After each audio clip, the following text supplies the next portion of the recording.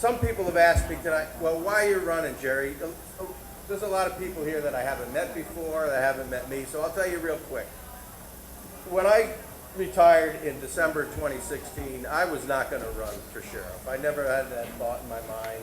Other than, I got to confess, when I was a deputy sheriff driving around in a patrol car in the middle of the night, I think everybody that drives around in a patrol car in the middle of the night says, you know what, if I was in charge, if I was the chief, or if I was the sheriff, this is the way I would do things. That's about as far as it went. I was always happy doing the job that I was doing, never thought really about what the next step was and all that. So when I retired as the chief deputy, I was done. And then people started to call me. It was probably in February of 2017.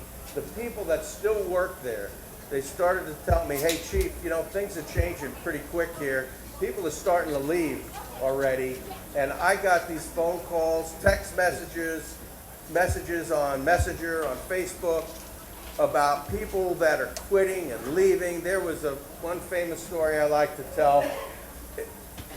I went to academy with this guy's father. He was a lieutenant, deputy sheriff. He quit in 2017 to go work for a small PD up north. He grew up in the passenger seat of a patrol car.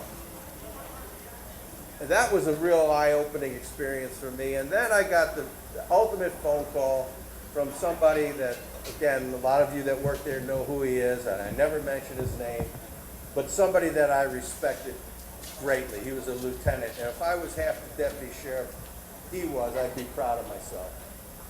And he talked to me for 45 minutes. I'm sitting out on my back patio overlooking my horses and the Four Peaks, having a cigar and some scotch one October evening, and he starts crying 45 minutes into the conversation because he's so frustrated because he can't protect his deputies under that current administration.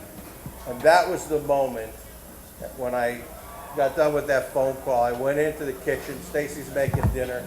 And my dad's a retired lieutenant NYPD sitting at the kitchen table. And I go in, I said, Stacy, I said, I just can't sit here anymore and take these phone calls. I've got to do something. I've got to do it. I grew up here. I was 18 years old when I started here. And, you know, 40 years later, and my dad looks at, and Stacy looks at me and says, yeah, I saw this coming. You know, these women, they know you're inside now. And so my dad looks at me and he goes, what the F, are you crazy? Well, you know what? I'm standing here in front of you in 2023. I have to be crazy because the sheriff gets paid nothing compared to what the Phoenix police chief gets paid and everything else. And the job that I'm going into is going to be a nightmare, and I know that. And there's several people here that still work at MCSO. And if you talk to them, they'll tell you. I'm not going to stand here and tell you. But the place is on the verge of collapse. And it's really sad to see what happened to the organization that taught me how to be a man, that taught me about how to treat people, that protected people's constitutional rights. That was a place that I was proud to wear that uniform every day I went to work. You know, I had 9 deputies that were killed in the line of duty over those 40 years.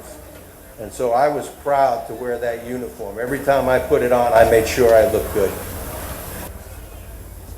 So we need to change a lot of things there. I'm the person to do that. I've had that experience. I ran those jails for 12 years as the chief of custody. 75% of the sheriff's office is the jail system. I know how to run those jails. We're not going to let the shenanigans go on anymore. We need to protect our detention officers, our deputy sheriffs, and our civilian employees.